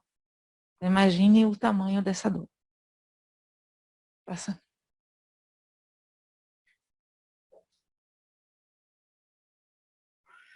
O suicídio de Durkheim eu trouxe aqui porque foi um dos estudos mais clássicos e que até hoje tem críticas ao estudo dele, mas que ele faz uma categorização que eu acho que vale a gente pensar nessa categorização aqui. Ele vai falar dos suicídios egoístas, que são suicídios fruto da individualização e perda de laços, que é muito do que a gente está vivendo enquanto sociedade nesse momento de pandemia. Os altruístas, que são essa subordinação e lealdade extrema às estruturas sociais, aí a gente pode pensar nos homens-bomba, por exemplo, né? E os suicídios anômicos, que também têm relação com o momento que a gente está vivendo, que são essas crises, momentos de crise social e baixa regulação. Então, a gente pode dizer que, em termos de Brasil, talvez as duas modalidades trabalhadas por Durkheim sejam essas duas, nesse momento, né? Pode passar. E aí, como a gente fazer uma escuta ativa para poder capturar esses sinais e sintomas? Porque muitas vezes, assim, parece fácil a gente dizer que eu fiz aquela listinha assim, sim, mas você acha que o adolescente vai chegar e vai se colocar dessa maneira assim, né? Desnudar a alma é muito mais difícil do que desnudar o corpo. Tirar a roupa e revelar a alma é muito mais difícil. Todos vocês pensem quantas e quantas vezes vocês já tiraram a roupa com muito mais facilidade do que disse para alguém, estou com medo, estou com dor, É muito mais difícil você falar sobre isso. Então, como fazer uma escuta no sentido de que ele consiga se sentir à vontade para colocar uma coisa que é tão condenada socialmente. Passa, Carol. O poder da empatia. Então, assim, é um exercício que todos nós podemos fazer de se despir dos seus próprios julgamentos, desejos e expectativas. E aí isso é muito difícil, porque a primeira coisa é que a gente não consegue entender como assim tirar a própria vida. Isso é um julgamento, né? Tão jovem, ele não tem a vida toda pela frente, então, a mãe deu tudo, o pai deu tudo, conquistou tantas coisas recentemente, veio do nada e conseguiu conquistar tantas coisas, como assim agora ele faz isso? Isso é um julgamento. E ele captura isso, né? Ele captura que há um julgamento por trás dessa escuta. Seu desejo e sua expectativa de que ele não faça. Então, ele está sofrendo e você fica naquela expectativa, naquele desejo de que ele não faça. Então, você escuta já querendo dizer não faça. Eu tenho a saída para você, né? Por quê? Porque é difícil para a gente entrar em contato com essa ideia, né? O quanto que o desejo, a decisão do outro tirar a própria vida, toca na nossa própria angústia existencial, de saber que nós somos finitos, por exemplo, que a gente não consegue trabalhar. O quanto que toca na nossa angústia existencial de aquele adolescente poder ser olha, podia ser meu filho, podia ser meu sobrinho, né? Então, é importante que a gente esteja diante dessa pessoa, sabendo que ele tem as suas razões, né? Podendo acolher que, às vezes, é legítimo e justo tirar a própria vida. Faz sentido. Então, é o que eu digo, acolhimento absoluto até no silêncio.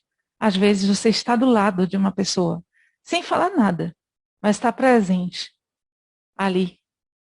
Faz toda uma diferença. E permite que ele vá se sentindo, aos poucos, à vontade, para ir fazendo pequenas revelações.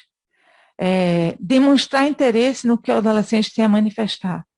Então, ficar atento. Você não está legal hoje? Você cortou o cabelo? Nossa, você não... vai lá, escova o seu cabelo. Por que você está assim hoje?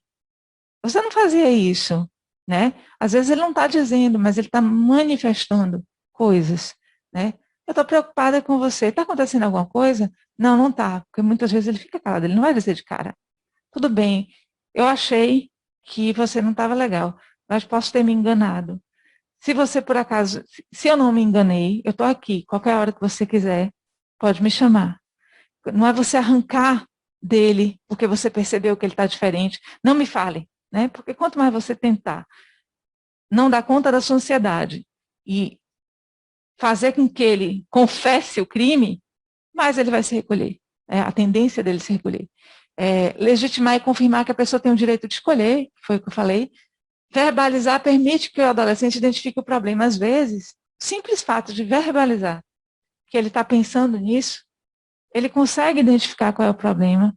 E aí, pensando naquela questão, ele começa a perceber que aquela talvez fosse uma solução radical. Quando a gente está tratando de casos assim, em que ele está nesse movimento de experimentação, alguns podem, a gente falar no termo antigo, cair a ficha de que, poxa, não, eu falei, mas não era exatamente isso, tem uma outra via possível. Pode emergir, na hora que ele fala, afirmações do tipo, eu estou cansado de viver. Como é para você ouvir isso? É muito importante você saber que ele pode dizer isso. E qual vai ser a sua reação quando ele disser isso? Porque a depender de qual seja a sua reação, ele pode avançar nessa relação de confiança ou ele pode regredir completamente.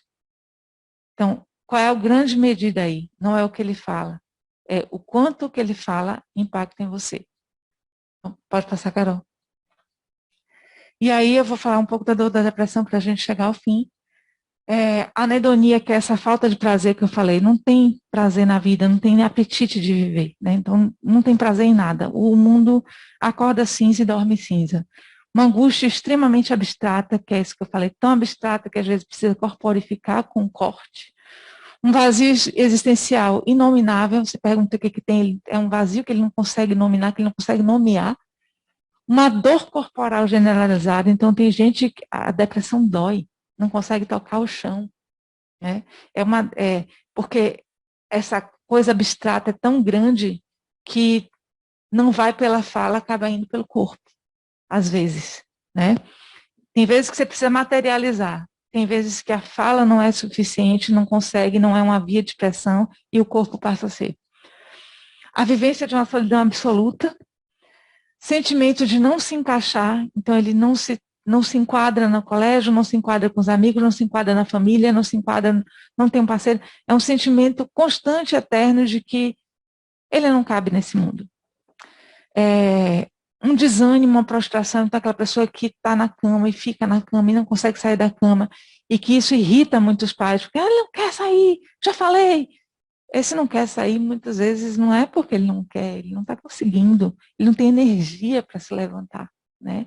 Então, só que tem muito adolescente que faz isso. Então, qual é o limiar entre estou deprimido ou estou naqueles altos e baixos da adolescência? É esse olhar cuidadoso. Você não tem uma régua para medir. Você, na convivência com aquela pessoa, sabe quando está demais, né? E poder abrir espaço para diálogo. Eu estou achando demais. Eu sei que você anda assim e tal. Estou achando demais. Não quer conversar, não? Então, assim, mostrar que você observa, mostrar que você percebe essas mudanças. Porque, às vezes, ele quer ser visto nisso.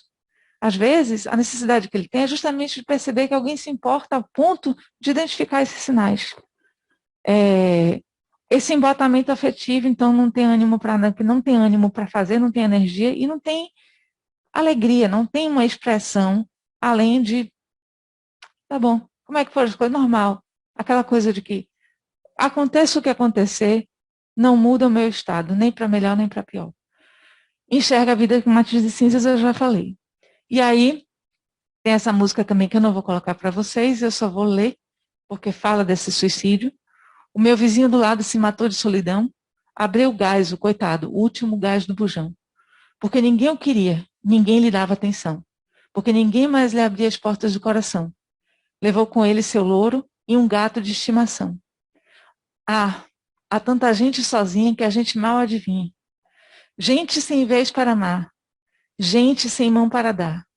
Gente que basta um olhar, quase nada. Gente com os olhos no chão, sempre pedindo perdão. Gente que a gente não vê porque é quase nada. Eu sempre o cumprimentava porque parecia bom. Um homem por trás dos óculos, como diria Drummond. Num velho papel de embrulho, deixou um bilhete seu, testamento, dizendo que se matava de cansado de viver. Embaixo, assinado Alfredo. Mas ninguém sabe de quê. Que é essa invisibilidade, que é essa solidão, de não ser percebida, de viver, acordar e dormir, e a existência dele não fazer diferença para o entorno. Então, você mostrar que você percebe faz uma diferença significativa. O que é empatia? Eu trouxe duas falas de pessoas do campo da psicologia. Um é Carl Jung, que ele fala: conheça todas as teorias, domine todas as técnicas, mas ao tocar uma alma humana, seja apenas outra alma humana. Isso é muito corrente entre os psicólogos conhecem bastante essa frase, mas talvez o pessoal de outras áreas não conheça. E uma outra que é essa poesia de Jacques Lévy-Morino, que é um psicodramatista, e essa poesia dele foi recitada por Maria Bethânia num dos primeiros álbuns dela, Rosa dos Ventos. Ele fala: um encontro de dois, olho a olho, cara a cara. E quando estiveres perto, eu arrancarei teus olhos e colocarei no lugar dos meus. E tu arrancarás meus olhos e colocarás no lugar dos teus. Então, eu te olharei com teus olhos e tu me olharás com os meus. Que é essa capacidade de você abrir mão dos seus julgamentos para poder enxergar o motivo do outro, a razão do outro. Bom, e aí a escuta ativa tem algumas observações para a gente fazer. Essa questão do conflito de gerações. Para essa geração agora tem uma coisa muito importante. Eles estão vivendo a sexualidade de uma outra forma completamente diferente da que a gente viveu. E muitos de nós têm dificuldade de lidar com a sexualidade da forma como eles estão vivendo. Essa geração se permite viver uma sexualidade que as nossas gerações e as anteriores não permitiram. Eles permitem vivenciar todas as formas de amor, todas as formas, todas as possibilidades. E quando eles identificam que no ambiente próximo deles não existe acolhimento para essa forma, eles se fecham. Né? Então, muito cuidado com isso, porque muitos casos de suicídio de adolescentes eu tenho visto relacionados com essa questão. É muito difícil para os profissionais de saúde abrir mão dos protocolos. Então, é aquela coisa, eu identifiquei que tem esses sinais e sintomas e faz aquela... Sabe, os profissionais de saúde, a gente foi treinado para aplicar DSM-4, CID, não sei das quantas, a gente faz uma lista de perguntas Isso não funciona quando a gente está falando de saúde mental e de emoção. Porque se você perguntar, ele vai dizer sim, sim, sim, sim, sim. Ou não, não, não, não, não. E isso muitas vezes não está atendendo ao que te passa dentro.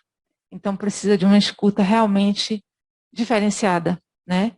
Claro que o CID ele é importante, ele dá referências, mas o CID ele é uma coisa que você consulta o outro e ele pode mudar a resposta. Não é uma coisa que você mede, não é a temperatura que você mede. Você pergunta. Se ele perceber o que está por trás da intenção daquela pergunta, ele pode simplesmente responder o que você quer ouvir, né? E aquilo não vai ser verídico, fidedigno à situação real. Então, é muito importante que o profissional de saúde ele tenha essa sensibilidade, às vezes, para fazer um diagnóstico, fazer 2, 3, 4, 5 sessões. Às vezes, não nem fazer uma sessão de diagnóstico. Já está no cuidado e esse diagnóstico ser feito nesse cuidado. Porque é nesse vínculo que ele vai formando que ele vai se permitindo efetivamente se mostrar. Não é numa primeira consulta. Veja se você vai chegar na pessoa que você nunca viu e dizer, olha, eu fui vamos lá, pessoas que têm história de abuso sexual, foi abusada sexualmente, você vai dizer para alguém que você foi abusada sexualmente na primeira vez que você olha para essa pessoa? Então, assim, você está falando de sofrimentos que são dessa natureza, muitas vezes, né? Uma pessoa não vai se abrir desse jeito para você na primeira consulta de diagnóstico. Então, ela precisa estabelecer um vínculo, ter uma relação de confiança. E a gente, aí eu falo, nós da saúde precisamos ter esse olhar sensível, né? Educação também, mas eu acho que a saúde, nesse particular, precisa estar mais atenta para isso. Não somos preparados para as relações interpessoais com pacientes e familiares. Então, aí, eu falo tanto na educação como na saúde, né? Sempre a gente tem os nossos protocolos, as nossas coisas para operacionalizar, aquela coisa do automático. E quando a família não cumpre, a família não está cumprindo, ele não está cumprindo, e entra naquela coisa de que eu informei, ele não quis fazer. O que será que está acontecendo para ele não fazer? Essa seria a pergunta. Será que eu comuniquei de forma adequada? Será que foi o momento certo? Se questionar por que não está acontecendo e não colocar, depositar, responsabilizar esse outro pelo que não está acontecendo, pelo que você esperava que deveria acontecer e não está acontecendo. É ter um olhar curioso como a criança tem. Poxa, isso aqui era para ser assim, não é? Por que não está sendo? Né? E tentar investigar o que está por trás disso. Que é, mais uma vez, abandonar o julgamento. E eu falo que a gente não é preparado porque a gente tem uma defasagem curricular, uma série de coisas. Então, se a gente for pensar tanto na educação como na saúde, se você for pegar a grade curricular desses cursos, a gente passa a vida inteira cuidando de pessoas, seja no processo de aprendizagem, seja em relação à saúde. Quantas cadeiras de relações interpessoais nós tivemos nesses cursos? Eu acho que, assim, talvez seja uma, 2 cadeiras, né? Talvez. Se duvidar, talvez tenham cursos que não tenham nenhuma, ou cursos que durante muito tempo não tiveram e introduziram recentemente. A gente precisa repensar isso, porque a gente aprende todo o conteúdo que precisa ser transmitido no campo da educação, a gente aprende todo o conteúdo para estabelecer diagnóstico e tratamento, mas a gente não aprende como lidar com essa pessoa para que ela venha a aderir ao tratamento. A gente não aprende como lidar com essa pessoa para ela poder se implicar no processo de aprendizagem. Se a gente não motiva, se a gente não toca o outro, nada acontece. E a gente não é treinado para tocar o outro e para ser tocado pelo outro. Pode passar? Pode passar? Pode passar? E quais são os possíveis encaminhamentos se você conseguir essa confissão, né? A gente tem no campo da saúde, no SUS, o CAPS e o Centro de Valorização da Vida, o CVV, que são espaços por excelência dentro do SUS. E tem essa ideia de a gente conseguir resgatar o sentido do prazer para essas pessoas. E aí, é claro que você vai ter encaminhamento com o profissional psicólogo, com o psiquiatra, mas isso não é suficiente, não. Como dizem, o suicídio e a depressão, eu falei lá no começo, deveria ter até explorado mais, são multicausais, são multifatoriais. E o meu momento de escuta como profissional, ele dá um acolhimento. Mas o sentido de prazer não vem dele falar comigo uma vez por semana. O sentido de prazer vem dele ter um significado na vida. E muitas vezes esse significado, a conversa ela vai ajudar, mas o significado vem ele conseguir fazer a vida dele funcionar, fazer a vida dele ter um gosto, ter um sabor.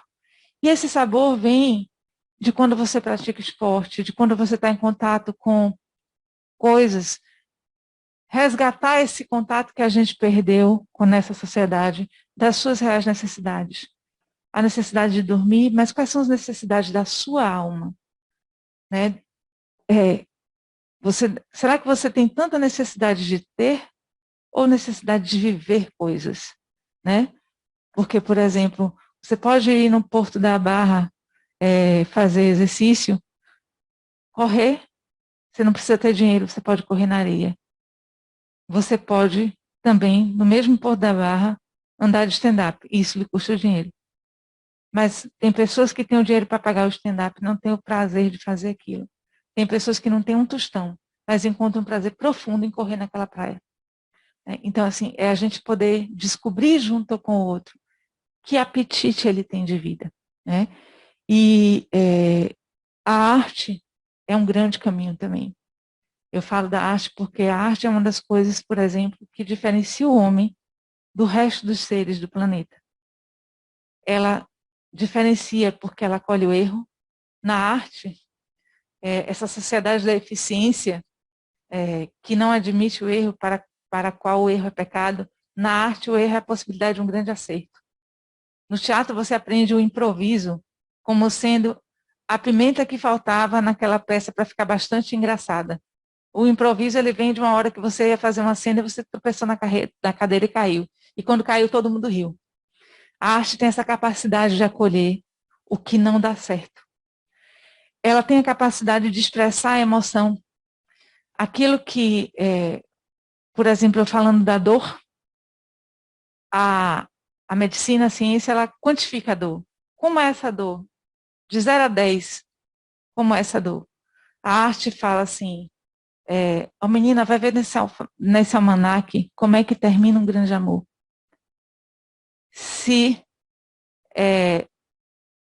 Como é que é a dor de um grande amor? Se é viver, se é chover chuva fina o ano inteiro, ou se é como cair do elevador.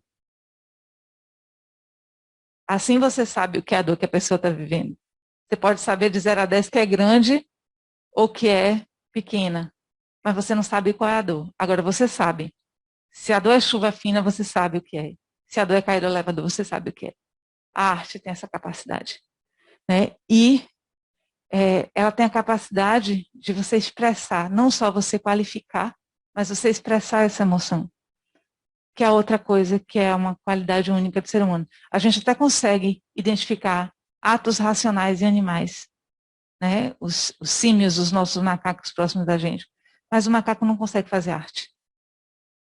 Então, essa qualidade humana que a arte tem, não é da psicologia, não é da psiquiatria, é da arte.